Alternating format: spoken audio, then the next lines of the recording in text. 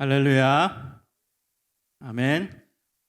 우리 옆에 분들과 인사하겠습니다. 예수님의 부활을 축하합니다. 한 번 더 고백합시다. 예수님의 부활은 나의 부활입니다. 축하합니다. 나의 부활이니까 축하하는 겁니다. 여러분, 지금 우리가 고백한 내용이 기독교 신앙의 부활 신앙입니다. 예수님이 부활하셨습니다. 그 의미는 예수님처럼 나도 부활한다는 것입니다. 고린도전서 15장 20절에 보면 그러나 이제 그리스도께서 죽은 자 가운데서 다시 살아나사 잠자는 자들의 첫 열매가 되셨도다. 이렇게 나옵니다. 여러분, 예수님께서 부활하신 첫 번째 분이시죠. 첫 열매라고 표현을 합니다. 그리고 그 다음 우리도 부활한다는 겁니다. 첫 열매가 끝이 아니라 두 번째, 세 번째, 네 번째, 100번째, 10,000번째 열매들이 계속 있다는 겁니다. 그 다음 열매는 우리인 거예요. 우리 인간인 것입니다. 예수님의 부활이 왜 기쁜가? 예수님이 부활하셔서 기쁘다라는 그 측면도 있지만 예수님의 부활이 곧 나의 부활이기 때문입니다. 제가 성금요일에 이제 말씀을 보면서 묵상을 하는 가운데 하나님께서 제 마음 가운데 너무나 큰 깨달음과 또 은혜를 주셨습니다. 십자가를 묵상하고 있었는데 하나님께서 어떤 마음을 강력하게 저에게 주셨냐면 십자가는 하나님의 공의와 하나님의 사랑이 만나는 자리다 라는 이 메시지를 정확하게 제 마음 가운데 문장으로 알려주셨습니다. 너무 신비적으로 보지 말고요. 하나님께서 진짜로 그 문장을 강력하게 저한테 주셨어요. 십자가는 하나님의 공의와 하나님의 사랑이 만나는 자리다. 그것을 받고 저는 계속 그것이 맴돌아요. 머릿속으로. 십자가는 하나님의 사랑과 하나님의 공의와 하나님의 사랑이 만나는 자리다. 그리고 너무나 감격하고 감사한 시간이었습니다. 여러분, 십자가는 하나님의 공의를 드러내신 사건입니다. 십자가는요, 당시에 보통 사람들은 그 사형법으로 절대 죽지 않습니다. 왜냐하면 가장 악랄하고 비인간적인 사형법이었기 때문에 보통 범죄자, 사형을 언도받았던 보통 범죄자는 그 사형법으로 죽이지 않았습니다. 로마가. 그만큼 인간으로서는 하지 말아야 되는 사형법이었다는 겁니다. 그러니까 여러분, 한마디로 이겁니다. 당시에 십자가로 죽었던 사람은 인간이기를 포기한 사람들만 그 사형법으로 죽였다는 거예요. 로마가 굉장히 무시무시한 나쁜 나라였지만 그래도 인도적 차원에서 보통 사형수는 그 십자가형으로 죽이지 않았다는 거예요. 그럼 여러분, 어떤 의미겠습니까? 십자가가 얼마나 극악무도하고 가장 잔인한 사형법이라는 걸 여러분 아시겠죠? 범죄학에서 여러분 학문 중에 범죄학 있잖아요. 사형을 연구하는 사람들도 역사상 있었던 여러 사형법 중에 가장 무지막지하고 인간의 존엄성을 짓밟는 사형법을 십자가형이라고 합니다. 고통이 오래 가고요. 그 다음에 창피하고요. 그 다음 잔인하고. 여러분, 십자가형은요 사실은 매달려가지고 바로 죽지 않아요. 그래서 예전에 이제 뭐 로마에서 나온 문헌이라든지 고대 이제 문헌들, 역사학자들이 썼던 문헌들을 보면 십자가형을 언도받고 십자가 위에서 못 박혀서 2박 3일 살아있던 사람도 있었어요. 여러분, 얼마나 괴롭겠습니까?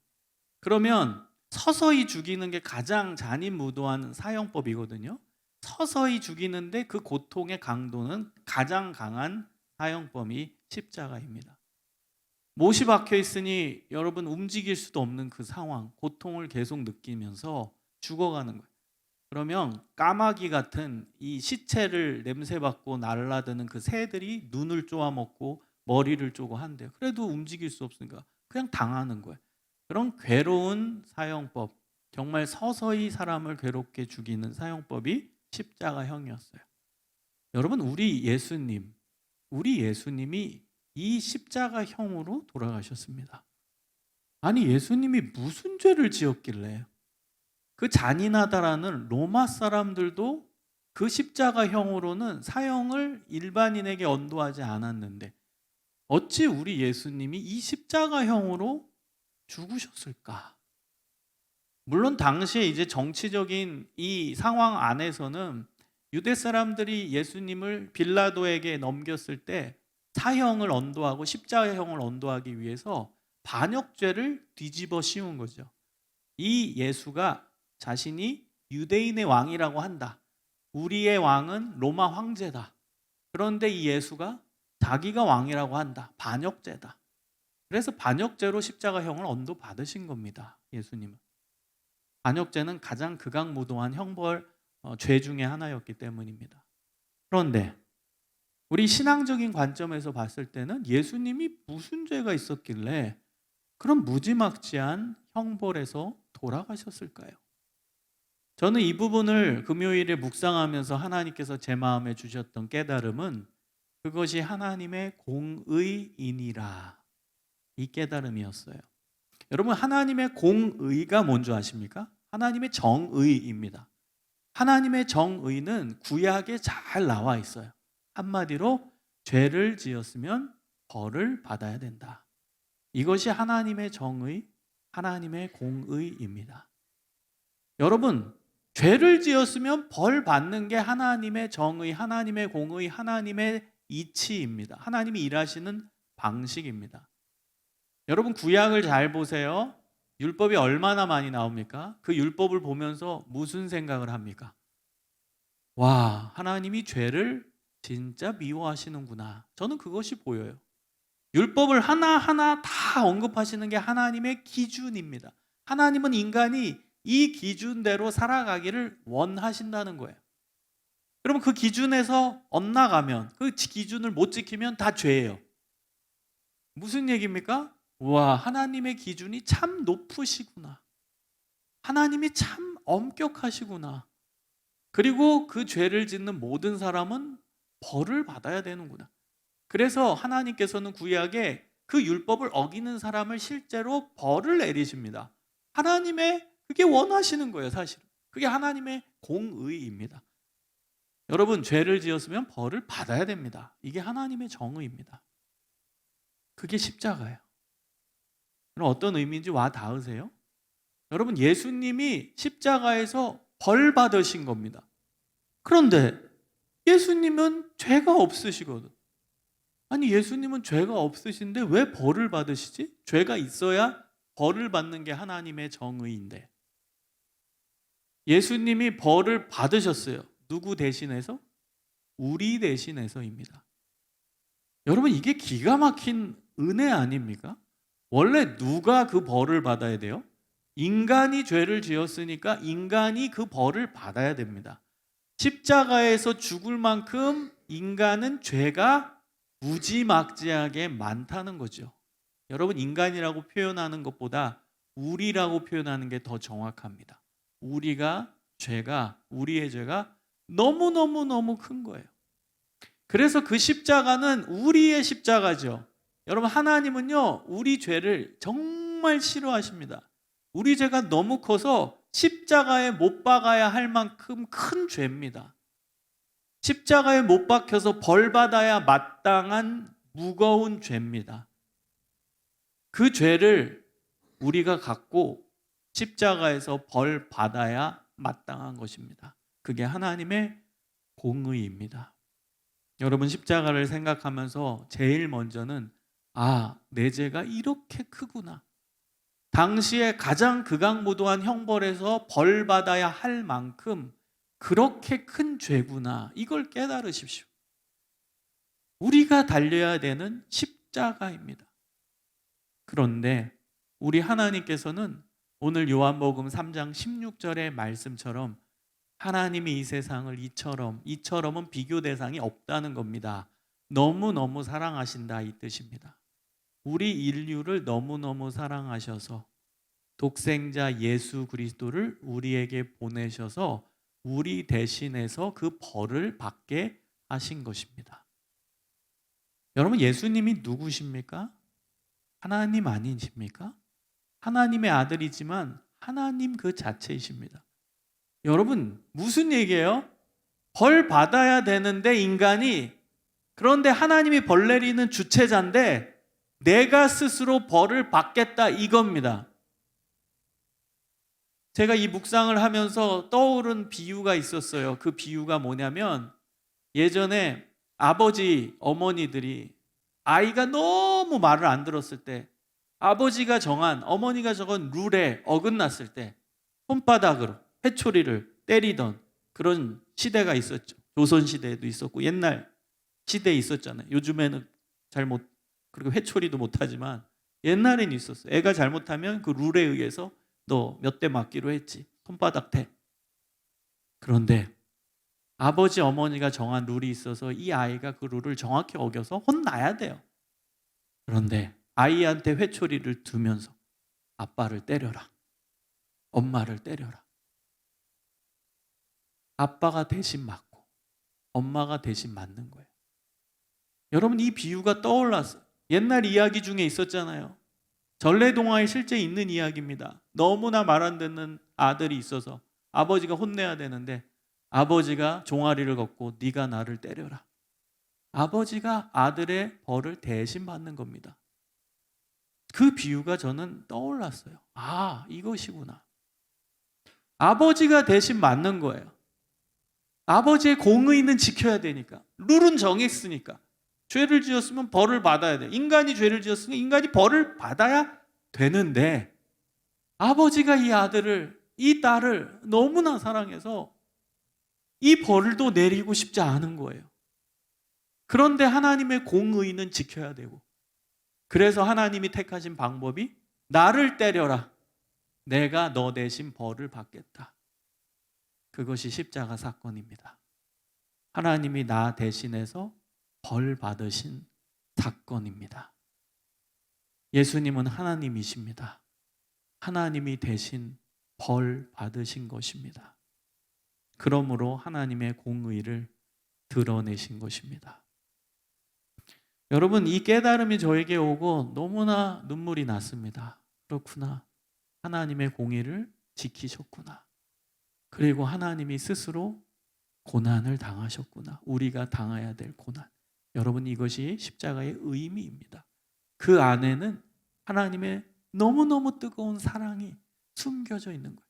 그 십자가의 안에는 너무너무 큰 하나님의 사랑이 들어가 있는 거예요. 그래서 십자가는 하나님의 공의와 하나님의 사랑이 만나는 자리입니다. 사랑하는 여러분, 우리가 그 사랑을 받았습니다. 그래서 예수님의 십자가는 나의 십자가, 내가 원래는 벌 받아야 되는 십자가라는 것이에요. 그럼 부활은 어떤 의미입니까? 부활은 내 죄가 다 씻어진 겁니다. 왜? 이게 내 십자가니까. 원래 내가 벌 받아야 되는 십자가니까 내가 죽은 거예요. 그런데 부활은 예수님이 사셨다. 그 의미는 내가 원래 죽어야 되는 거고 예수님이 대신해서 살아나신 거예요. 그것은 내가 살아난 의미인 것이죠. 내 죄가 다 씻어졌다라는 증명이 되는 것입니다. 로마서 6장 23절에는 죄의 값은 사망이요. 죄의 값이 있어요. 그 죄가 치러지려면 값이 필요한데 그게 죽음입니다. 십자가의 죽음. 그럼 죄의 값이 치러졌으면 죽음의 반대인 생명이 오는 것입니다. 그 생명이 부활이죠. 그래서 부활은 우리의 죄의 값이 치러졌구나라는 증명이 되는 거예요. 예수님은 우리 죄를 대신해서 벌 받으셨는데, 하나님이 그 벌을 다 스스로 받으시고 우리를 완전히 해방시켜 주셨구나. 죄로부터 자유하게 하셨구나. 우리는 이제 죄의 문제를 해결했구나. 그 증명이 되는 것이 부활 사건인 것입니다. 그래서 기쁜 겁니다. 나의 죄가 씻겨졌다라는 증명이 되기 때문에, 나의 죄의 값이 치루어졌다라는 증명이 되는 것이기에 우리가 기쁜 것입니다. 사랑하는 여러분, 이 십자가의 의미를 마음속 깊이 새기며 매일매일 승리하시고 매일매일 하나님과 동행하심으로 행복하시기를 소망합니다. 여러분, 예수님께서 의도하신 것은 또 하나가 있습니다. 그것은 뭐냐면 내가 부활했다. 그건 너가 부활한 거다. 예수의 부활은 우리 인간의 부활이다. 그런데 여러분, 지금 아직도 예수님의 부활을 모르는 사람들이 너무너무 많아요. 여러분, 제가 아까 전에 우리 예배 전에 기도회를 좀 하거든요. 임원들이랑. 그때 오늘 교회에 오면서 제가 깨달은 내용을 잠깐 나눴어요. 제가 경부고속도로 진입하는 코스로 교회에 오게 되는데 얼마나 많은 차가 있든지 그거 다 놀러 가는 차 아닙니까? 그러면서 마음 한켠이 너무 아팠어요. 오늘은 기독교 최대 명절인 부활절인데 저 사람들은 부활절을 알까? 저렇게 많이 신나게 놀러 다니는 사람들 안에 부활을 알까? 차 안에서 아이와 함께 깔깔 웃어대는 그 가족, 화목해 보이죠? 그게 진짜 화목일까? 예수 없는 화목이 화목일까? 저 행복, 저게 행복이라고 말하는 저 사람들, 저게 과연 행복일까? 부활절 날 예수도 모르는 사람들. 그러면서 안타까웠어요. 정죄가 아니라 안타까웠어요. 예수님의 마음이 떠올랐습니다. 예수님이 우리한테 이럴 거예요. 야, 내가 죽었다가 살아난 나를 기념하는 주일인데 저렇게 많은 사람들이 나를 아직도 모르는구나. 내가 너희들을 위해서 십자가 지고 모든 고난을 당했는데 그 너희들은 나를 모르는구나. 놀러 가기 바쁘구나. 나를 모르는구나. 아직도 나를 믿지 않는구나. 아직도 나의 이름을 모르는구나. 그리고 행복하다고 말하는구나. 예수님의 마음이 느껴졌어요. 여러분, 안타까워해야 됩니다. 안타까워해야 됩니다. 아직도 우리 주변에 예수님의 부활을 모르는 사람들이 대다수예요. 지금 여러분, 전국 방방곡곡 너무나 많은 관광객들이 가득가득 채워져요. 오늘 어마어마한 사람들이 다 놀러 갔어요. 날씨도 좋고. 벚꽃은 마무리 지면서 이제 다른 꽃들이 피어나기 시작하는 이 아름다운 계절에, 이 주일에 너무나 좋은 시간이라고 다 많은 사람들, 믿지 않는 사람들이 놀러 갑니다. 여러분, 예수님을 모르는 사람, 예수님의 부활을 전혀 들어보지 못한 사람, 오늘이 부활절인 거 여러분, 그 놀러 가는 사람들이 알까요? 모르겠죠. 부활의 의미를 알까요? 모르겠죠. 예수님과 자신과의 관계가 어떻게 되는지 알까요? 모르겠죠. 여러분, 예수님이 우리에게 원하십니다. 너희가 알려줘라. 너희가 알려줘라. 내가 이렇게 너희들을 사랑한 것을 알려줘라. 나는 인류 전체를 위해서 이렇게 죽었는데 어떻게 저렇게 많은 사람들이 아직도 나를 모르냐? 아직도 십자가 부활과 전혀 관계없이 살아가느냐? 너무 안타깝다. 너무 마음이 아프다. 예수님이 그렇게 말씀하실 것입니다. 그래서 우리의 책임과 역할이 있는 겁니다. 부활을 모르는 자들에게 부활을 알려주고 예수님의 사랑을 모르는 자들에게 예수님의 사랑을 알려줄 책임과 의무가 우리에게 있는 것입니다. 하나님의 사랑을 증거하십시오. 여러분의 직장에서, 여러분의 학교에서, 여러분의 삶의 공동체에서 하나님의 사랑, 십자가에 숨겨있는, 부활 안에 숨겨있는 이 놀라운 하나님 사랑의 의미를 믿지 않는 자들에게 알려주십시오. 그 책임이 우리에게 있는 것입니다. 증거하라는 것입니다. 증거하라는 거예요. 그게 예수님이 우리에게 원하시는 삶입니다. 먼저 믿은 우리가 가져야 되는 삶의 자세입니다. 사랑하는 여러분, 오늘 부활을 마음속 깊이 기뻐하며 나의 부활임을 감사하며 여러분 주변에 예수 부활을 전혀 모르는 자들에게 그 부활을 알려줄 수 있을 그 정도의 담대함과 용기, 믿음이 있기를 소망합니다. 여러분, 오늘 승리하시고 내일도 승리하시고 매일매일 승리하시기를 간절히 원합니다. 자, 이제 우리 임원들이랑 같이 나와서 어떻게 이 놀라운 하나님의 사랑을 받은 우리가 어떻게 살아갈지, 이 사랑을 어떻게 전할지 구체적인 삶의 고백들을 나누는 시간을 갖도록 하겠습니다. 나오세요.